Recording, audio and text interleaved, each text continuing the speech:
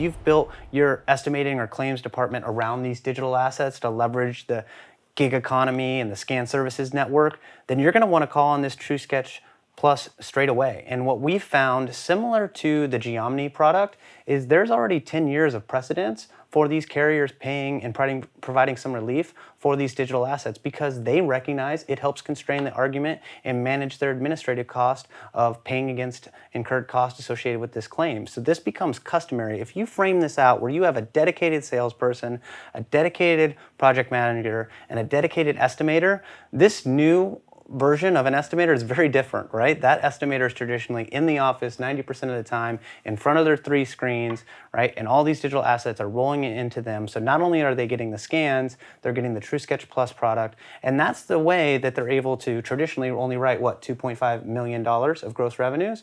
That's how we've seen these estimators transition to writing around $7.5 million because the windshield time, where they formerly spent at least 50% of their time, that is gone. It's out the window.